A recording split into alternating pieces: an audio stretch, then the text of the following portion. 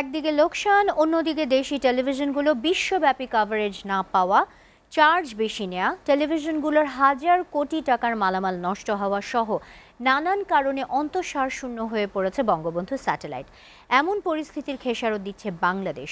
অভিযোগ রয়েছে পতিত স্বৈরাচারের উপদেষ্টা সালমান এফ রহমানের স্যাটেলাইট টেলিভিশন পরিষেবা প্রতিষ্ঠান আকাশকে বিশেষ সুবিধা দিচ্ছে বঙ্গবন্ধু স্যাটেলাইট। এখনও কমিশন পান হাসিনা পুত্র সজীব ওয়াজেদ জয়। বঙ্গবন্ধু স্যাটেলাইট নিয়ে হেদায়েতুল্লাহ সীমান্তে ৩ পর্বের ধারাবাহিক প্রতিবেদনের আজ দেখুন সর্বশেষটি। বৈষম্য বিরোধী ছাত্র আন্দোলনে ক্ষমতাচ্যুত সাবেক প্রধানমন্ত্রী শেখ হাসিনার বেসরকারি শিল্প ও বিনিয়োগ বিষয়ক উপদেষ্টা এবং বেক্সিমকো গ্রুপের vice chairman Salman F Rahman. তার মালিকানাধীন ডিরেক্ট টু হোম ডিটিএইচ সেবা আকাশ সারা দেশে একচেটিয়া ব্যবসা করছে। এই ব্যবসায় যাতে কেউ ভাগ বসাতে না পারে সেজন্য ডিটিএইচ এর লাইসেন্স নবায়ন থাকলেও বেঙ্গল গ্রুপের বায়ার মিডিয়াকে তরঙ্গ বরাদ্দ দেয়নি Bangladesh satellite company limited BACL। অভিযোগ রয়েছে মূলত সালমান এফ রহমানের ইশারাতেই বঙ্গবন্ধু স্যাটেলাইট 1 এর তরঙ্গ বরাদ্দ দেওয়া হয়নি, অথচ স্যাটেলাইটের বেশ কিছু ট্রান্সপন্ডার এখনও অব্যবহৃত রয়েছে। তবে ছাত্র জনতার অভ্যুত্থানে আওয়ামী লীগ সরকার পতনের পর ডিটিএইচ সেবা চালু করতে স্যাটেলাইট কোম্পানির সঙ্গে যোগাযোগ করছে বেঙ্গল গ্রুপ লিমিটেড। পতিত হাসিনা সরকার আকাশকে একচেটিয়া ব্যবসা করতে সুবিধা দেয়ায় ক্ষতির সম্মুখীন হয়েছে কেবল অপারেটররা। তারা বলেন, ফ্যাসিবাদী প্রক্রিয়ায় সালমান এফ রহমান সুবিধা নিয়েছে বঙ্গবন্ধু স্যাটেলাইট থেকে। ডিজিটাল আইন করা হয়েছে, কেবল অপারেটরদের লাইসেন্স ফি বৃদ্ধি করা হয়েছে, কেবল অপারেটরদের চ্যানেল সংখ্যা সীমিত করার চেষ্টা করা হয়েছে, বিভিন্নভাবে চেষ্টা করা হয়েছিল যেন ডিটিএইচ এর গ্রাহক সংখ্যা বাড়ে, on the other hand cable TV অপারেটরদের গ্রাহক সংখ্যা কমে। সালমান এফ রহমানের স্যাটেলাইট টেলিভিশন পরিষেবা প্রতিষ্ঠান আকাশকে বিশেষ সুবিধা দিচ্ছে বঙ্গবন্ধু স্যাটেলাইট, এমনও অভিযোগ বেসরকারি টেলিভিশন মালিকদের। বঙ্গবন্ধু স্যাটেলাইট হাজার হাজার কোটি টাকা লুটপাটের জন্য তখন করা হয়েছিল, এবং এটা বিশেষ করে সালমান এফ রহমানের আকাশ যে একটা টেলিভিশনে কি একটা ডিজিটাল সিস্টেম আছে, এটাকে সঠিক রাখার জন্য কিন্তু এই বঙ্গবন্ধু স্যাটেলাইট করা। সালমান এফ রহমান তার সুবিধার জন্য এই ডিটিএইচ যে আকাশ যেটা করছে এবং তার নিজস্ব সুবিধার জন্য এই আইন কানুন করা, তার যাতে ইন্টারেস্টটা থাকে, এইখান থেকে যে ক্যাবেল আর্থ স্টেশন পর্যন্ত যে যায় সেখানেও তার বিজনেস আছে, তারা সমস্ত ব্যবসাটা এই কুক্ষিগত করে রাখার জন্য।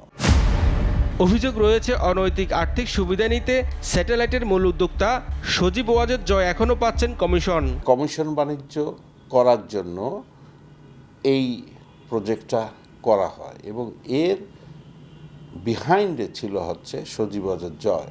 এখনো পর্যন্ত এর যে সার্ভিসিং এর যে কমিশন আছে সে কমিশনটা কিন্তু এখনো সজীব ওয়াজেদ জয়ের কোম্পানি পাচ্ছে।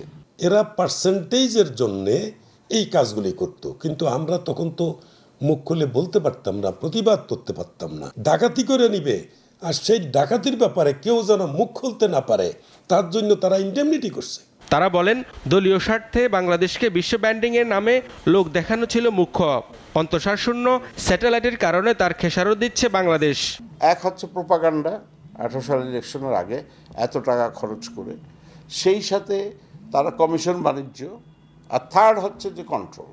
এই তিনটার কারণে এই যে বঙ্গবন্ধু স্যাটেলাইটের এই প্রজেক্ট। এদিকে বঙ্গবন্ধু স্যাটেলাইট চালু হওয়ার পর থেকে দেশের 40টি টেলিভিশন চ্যানেলের শত শত কোটি টাকার গুরুত্বপূর্ণ মালামালও কাজে আসছে না। এমনকি DSNG'র মতো অনেক ব্যয়বহুল সরঞ্জামাদি নষ্ট হচ্ছে। এতেও ক্ষতির সম্মুখীন টেলিভিশন মালিকরা। বঙ্গবন্ধু স্যাটেলাইট এটা আমাদেরকে বাধ্য করেছে যে আমরা এটা ইউজ করতেই হবে। এতে করে আমাদের যে আপলিঙ্কের যন্ত্রপাতি, আমাদের যে DSNG, আমরা শত শত কোটি টাকার বিনিময়ে আমাদের একটা লেটেস্ট টেকনোলজি নির্ভর টেলিভিশন আমরা করেছি, এটাকে বিভিন্নভাবে এটাকে ক্ষতিগ্রস্ত করা হয়েছে। এই যন্ত্রপাতিগুলি অকেজো হয়ে গেছে।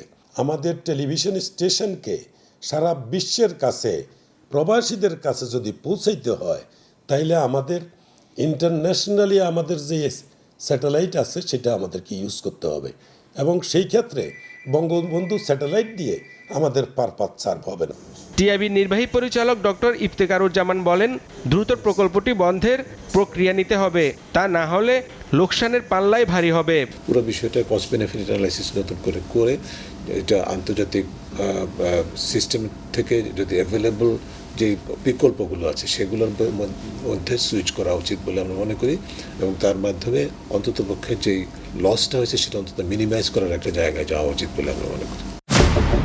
বঙ্গবন্ধু স্যাটেলাইটের অনিয়মের বিষয়ে বিটিআরসির বক্তব্য চেয়েও পাওয়া যায়নি। হেদায়েতুল্লাহ সীমান্ত, এসিটিভি, ঢাকা।